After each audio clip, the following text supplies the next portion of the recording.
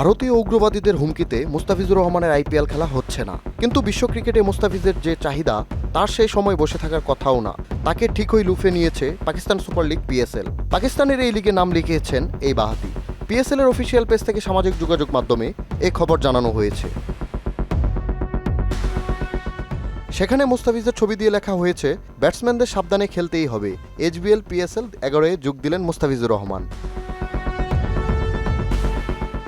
আইপিএলের মতো পাকিস্তানের টি-20 ফ্রাঞ্চাইজি লিগ পিএসএল শুরু হবে 26শে মার্চ।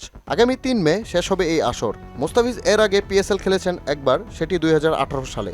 লাহোর কালান্দার্সে হয়ে 5 ম্যাচে 4 উইকেট নিয়েছিলেন মুস্তাফিজ। 7 বছর পর মুস্তাফিজ আবার খেলতে যাচ্ছেন পিএসএলে। মুস্তাফিজের দল এখনও যদিও নিশ্চিত নয়, তবে প্লেয়ার্স ড্রাফট থেকে মুস্তাফিজ যে দল পাবেন সেটা মোটামুটি নিশ্চিতই। প্লেয়ার্স ড্রাফটের তারিখ এখনও ঠিক হয়নি। এবার প্রথমবার পিএসএল হতে যাচ্ছে 8 দলের। টুর্নামেন্টের 11তম ও সবচেয়ে বড় আসর হতে যাচ্ছে এটি।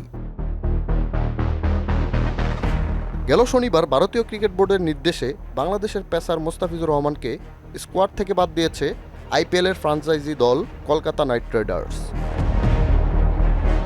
হৃদয় ইসলাম রোমান, মোহনা ডিজিটাল।